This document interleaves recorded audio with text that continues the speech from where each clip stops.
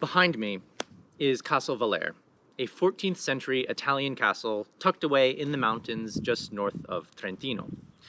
And for the past several days, I have been a guest of the Ischbauer family, who have owned the castle since the 1300s.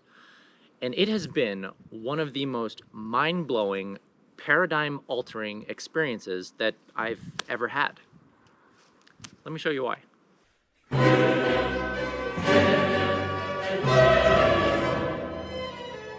The first thing to note is that the castle is a bona fide piece of living history. The oldest parts date back to the 1300s, while the 40-meter tall tower dates back to the 1100s and was built on ancient Roman foundations.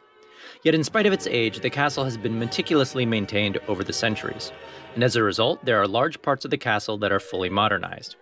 As a naive non-European, I didn't realize that was really possible. I thought castles were simply old ruins where you'd pay 10 euros and get to walk around an old stone structure for a couple of hours and imagine what life was like in the Middle Ages. It never occurred to me that people still live in castles today, with running water, electricity, central heating, and Wi-Fi to stream their Netflix. The Ischbauer family does sell tours of the old parts of the castle, and they rent out space for weddings, events, and film productions. But many of the castle's more than 80 rooms on its 6 levels are kept entirely private. The second thing to note is how the castle challenged my assumptions of product design. Staying there forced me to ask questions such as, what constitutes a doorknob?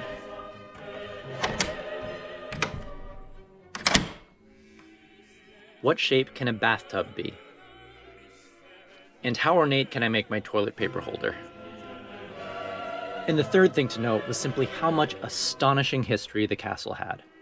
Among my favorites, there's a chapel with gorgeously restored frescoes dating back to the 1400s. And there's a family tree dating back to 1347. And the castle's library has books from the 1700s, including classics like the works of Cicero. This is one of the coolest rooms in the castle. So in addition to the at least 3 fully modern kitchens that they have, this is a medieval kitchen. And this is the ancient stove. You have a bunch of woods, you create a fire, heats up the pots and pans, which are untold centuries old. There's an oven for baking bread. And over here, instead of a sink, this is actually an area used to slaughter animals. So you'd bring in a pig, a goat, a chicken, whatever it may be, you kill it on this stone surface, and then all the blood drips down right there into that drain. And then once it's butchered, carve up some meat, take it over to the stove, and voila, there's your meal.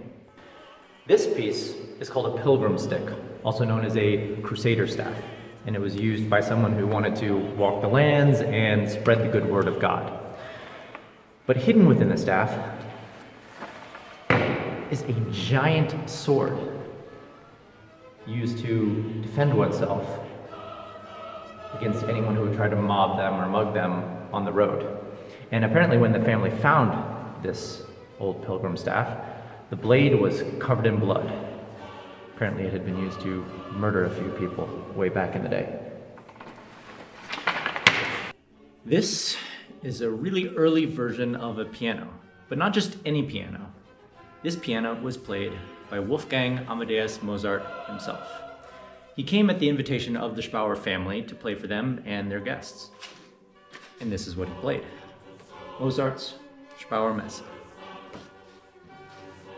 Adjacent to the 700-year-old Knights Hall, we have what appears to be a fully modern, totally contemporary living area, including a kitchen with an electric stove and an oven and a giant range hood, and a bathroom that could have been plucked from a 5-star hotel, including a jacuzzi tub and a toilet and a bidet and a shower that even has jacuzzi mode in it.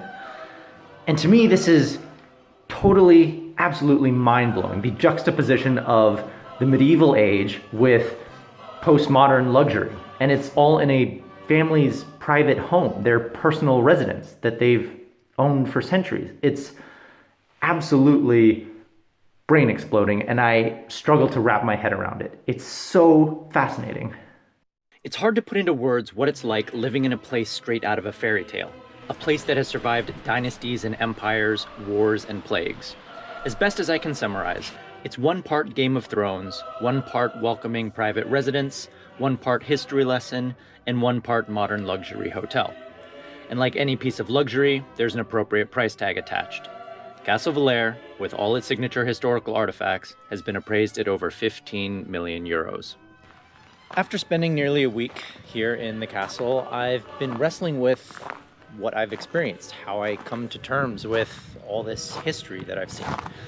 And I think the most amazing thing for me is the way it shifted how I appreciate and how I view history in general. I'd say in most of our schooling, we are taught to think of history in these very discrete periods. Life was a certain way up until the invention of gunpowder. Then it was a certain way up until the invention of electricity, and so on and so forth, where you have these moments in time that changed the world. But this experience in this castle challenged all of that. It changed the way that I thought about history, because you can see and you can feel the continuity. You can sense the tapestry of time and how humanity has evolved rather than changed in these singular monolithic blocks of time. And that has been one of the coolest things that I've ever experienced.